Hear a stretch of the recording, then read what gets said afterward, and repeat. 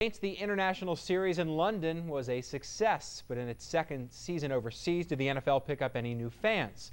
Charlie D'Agata has the story from Wembley Stadium. They're a long way from Louisiana. But the New Orleans Saints played home team in London, hosting the San Diego Chargers and some of their die-hard fans. Season ticket holder? You've come thousands of miles. Absolutely. Are you kidding? It's football. It's NFL. It's the NFL expanding its global reach, and it's catching on. This is the second time the league's held a regular season game in London, complete with cheerleaders, not something Brits see a lot of. There's like paparazzi everywhere kind of thing, you know, media and press, and back home we don't have that at all. With their losing records, both teams could use a little luck here in London. It certainly worked for the first American team to win here, the New York Giants, who beat up the Miami Dolphins on their march to winning the Super Bowl. Ticket demand was so high for that game, officials expanded the stadium this year to seat 83,000. In a soccer-obsessed country, American football's gaining yards. A big reason for this game is for us to come over here and show our brand of football and hope that we can I guess gain some fan base, you know, around the world. Fans like Ian McKenzie and Big Gav. That is totally working. Yeah. That is working. They say the NFL games are working too. Look around you. Pretty much every team's here. That tells you everything you need to know. When it comes to grabbing overseas fans, it doesn't seem to matter if you win or lose. It's where you play the game. Charlie D'Agata, CBS News, London. And Scott. Last word on sports. First American Bank's 4th down on 4. Welcome into 4th down. Tonight we'll look at why 50 isn't so nifty for the LSU Tigers. A tough day at Tiger Stadium drops LSU almost out of the top 20. We begin, however, tonight overseas, where with a loss today, the Saints' season could have been thrown overboard. Instead, with suspensions looming and injuries mounting, the Saints recharged their playoff hopes by powering down the Chargers. Jim Henderson recaps the Saints' win from London. Sean Payton looked at the leaden skies and the soft Wembley turf and saw a game that would probably be much to his and Drew Brees' liking. An offensive battle waged mostly through the air. Our feelings last night after the walkthrough yesterday was it was going to be a game that was going to be tough to defend the pass, and the advantage was going to be to both offenses in throwing the football. And I think you saw that. You know, it's hard to get your footing to plant and make any cuts because, you know, it tears up. The result was 680 yards through the air by the two teams combined. With the Saints holding a 17-point lead with 11 seconds gone in the fourth quarter, it looked like they had enough to win. They did, but just barely. 10 unanswered points pulled the Chargers within 7 points and at the Saints 32 with 1:18 left. But on a 3rd and 15, Phillip Rivers tried to bite off too much. I'm just trying to make a play there, and I wish I would have just tried to find maybe a completion to get us in a 4th and 8 or something, give us another down. You're just trying to make a play. Jonathan Vilma picked a great time to pick off the 7th interception of his career. We decided to play a little cover 2, get back there. I was dropping back like a safety. One of my linebackers tipped the ball up, and then I ended up catching it, making the play. When the Saints ran 3 plays, exhausting the Chargers of timeouts, they decided to take a safety on 4th down. That pulled the Chargers within 5 and a touchdown of a victory rather than a tie. Drew Brees explained the Saints' thinking. The alternative to that is you risk getting a punt blocked, and then you risk a guy like Darren Sproles returning the punt on you. The ensuing free kick and return appeared to end the game, but instead 1 second was restored to the clock. 1 second separating certain victory from possible defeat. We saw it go 0-0-0 on the clock, and, you know, unfortunately the referees put a second back on the clock, and, you know, especially us defensively, we don't want to go out for that last play. You never know what's going to happen, and we've seen crazier things happen before, so we wish the game was over with. We're still fortunate that we came out with the victory. But unlike Steve Bartkowski and the Falcons in 1978, there would be no second striking of Big Ben by Phillip Rivers and the Chargers 30 years later. Their hopes fell to earth with the football. In the country of William Shakespeare, all's well that ends well.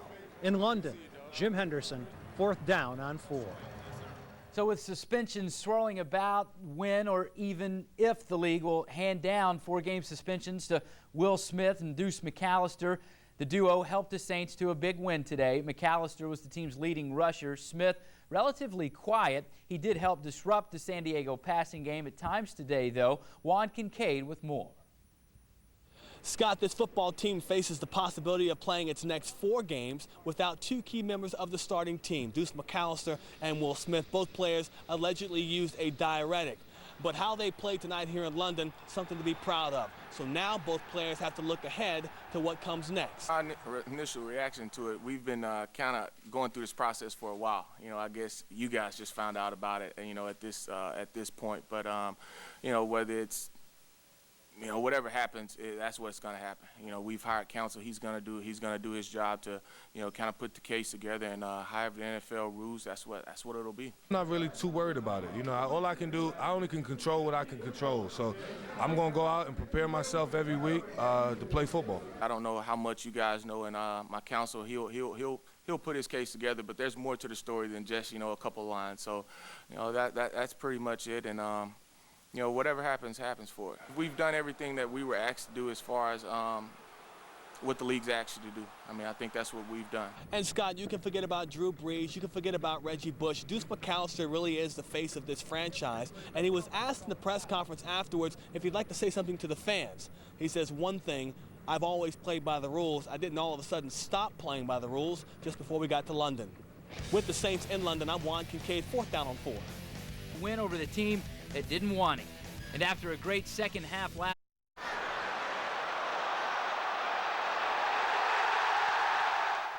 payback is a word that's thrown around the NFL all the time. But tonight in London, it was mum's the word. This game was not about me proving a point or proving anybody wrong. But with his 6th 300-yard passing game of the season and 5th in the last 6 games, Brees did just that against a team that decided he wasn't good enough to lead them 3 seasons ago. Even if the Saints QB doesn't want to call it sweet revenge, his teammates sure will. You want to win first and foremost, and I think it really went without you know, people putting it into words for most of the week, but I think the guys in here knew, you know, how important this game was to him. I feel great for Drew. I feel great for our quarterback coach, Pete Carmichael, because they both came from San Diego. And if they didn't believe it before, they believe it now. Truth be told, both Brees and his replacement in San Diego, Phillip Rivers, were spot on with their passes tonight. But Brees made his point first on the opening drive with a 14-play clock eater that should have ended with a touchdown and not a field goal. But the message to the Chargers was clear. At least it was to running back LaDainian Tomlinson. I expected him to have a great game. He's been playing terrific all year long. Another 300-yard passing day. I mean, the guy's phenomenal. He's a great quarterback. Brees was hot. We came close. I thought we came close early to getting pressure on Drew. We got our hands on him a couple times. We weren't able to get him down. And then, you know, again, a guy like him, if you can't get pressure, he's going to find some open guys. It's pretty obvious from midweek that Drew Brees and Phillip Rivers will never be best of friends, but there's a mutual admiration for one another. And based on the final score, I'd say Drew Brees has the upper hand in this first head-to-head meeting. Never should have let me go or anything like that. I know that's what everybody's thinking, and they certainly wish I was up here saying that kind of stuff. But no, we beat a very good team today that needed a win just as bad as we did. And, you know, I think that I'm just glad we're the ones walking away with a victory, because it was a hard-fought game. On a night when the NFL tried to further sell its game to everyone across the pond, the Saints and Chargers did their part with 69 points combined. And with his 339 yards passing, 3 touchdowns, and a passer rating of 121.9, Brees can certainly feel vindicated once and for all. With the Saints in London, I'm Juan Kincaid, 4th down on 4. Head-to-head numbers pretty even between both Rivers and Brees, each quarterback tossing for 3 scores. Rivers, however, with the late pick to help seal the win for the Saints. We welcome into the show now in studio Brad Edelman, former Saints offensive lineman, current photojournalist, if you will, sometimes every now and then. We talked about the snapshots that we want to produce, and let's produce this snapshot of Drew Brees beating his former team. Sean Payton made a big deal out of it, gave Drew Brees the game ball. How much as a teammate do you think the Saints players realized how big of a deal this was for Drew Brees? Oh, I'm sure every player on that team understood the importance of this game for Drew. Not only the importance of it as a member of this team, which had to win this ball game, but because he came for opportunity for him to step up and have an outstanding game. And boy, did he have a big game. You know, both quarterbacks really did, and it came down to probably that last pick. But I think you knew that Drew wanted this one for all the right reasons, but also for that revenge factor as well. We saw the offense, this is how it's going to be for a while without Reggie Bush. Deuce McAllister became kind of the main centerpiece there. Compare the offense with Reggie as kind of the main guy and with Deuce, and what you liked to see today. Well, let me say first, this was a resurgence for Deuce. He got a lot of touches today. He got in a rhythm of a game quarter that helped us establish a running game, and I will give credit to the offensive line today.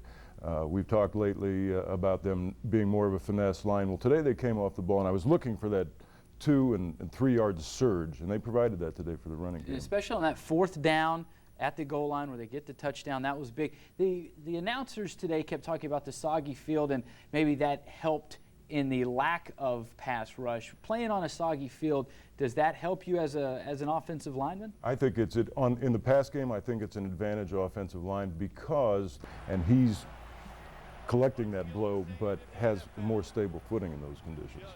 What does this do collectively for the Saints as far as maybe keeping them from going down a pretty steep slope? Oh, you don't know. I mean, this was big. This was big for everybody sitting at home that saw when we finally capped the game. You know, we knew it was in our pocket with a few seconds left.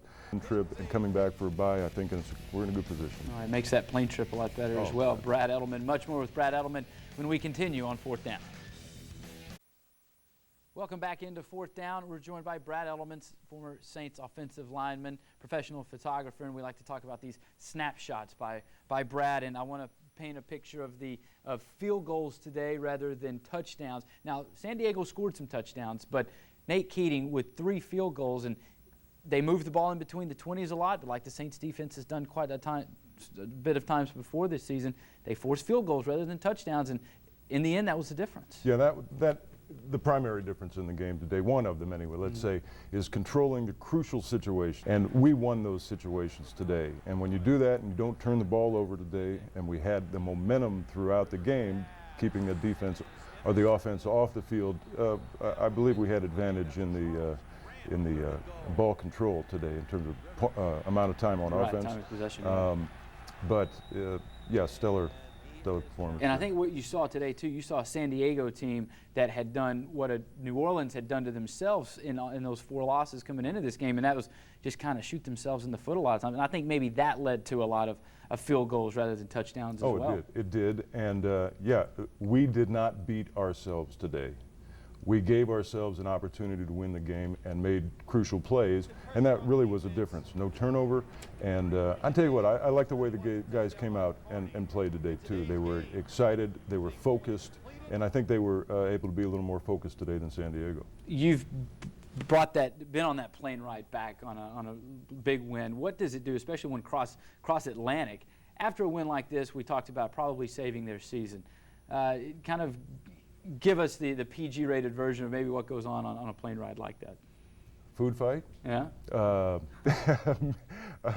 I'd always say that because back in Bum Phillips days, when I don't know if these things happen anymore, we had a couple of food fights just out of pure fun back in the day again.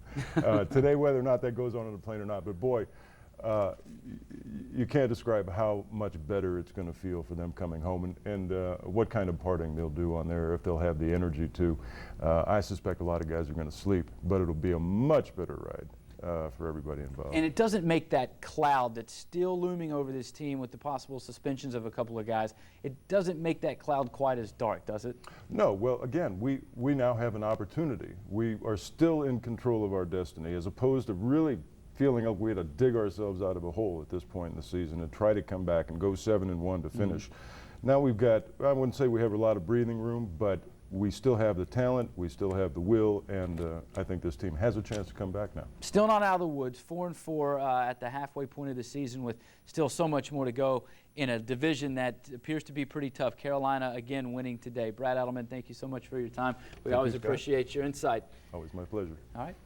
Here's how the NFC South looks after today. The Saints making up some ground on both the Falcons and the Bucs, but the Panthers all alone in first place after they beat the Cardinals today. The Saints, well, still in last place, but back to 500. Juan Kincaid with a man who found himself back on the field today in London. All right, here with the big man, Cedric Ellis. You get back for your first game and you come off the injury and you look as good as ever. Talk about, the ability to get back and help this football team at a time when they need to win the most. Well, as a player, especially a young player, you want to just get around the older guys and the guys who've been on this team and just help them as much as possible. Whatever that is, whatever the team needs. And I just tried to come out today, and what the team asked of me is to get pressure up the middle, and I think I did a pretty good job of that, just not letting Rivers step up and make his passes. I was going to say, it's a football game where neither defense really got a lot of pressure on the quarterback, didn't get any sacks, but you got enough pressure on him to where it would force errant passes. The last one, of course, ending up as an interception. Yeah, and that's what we wanted to do.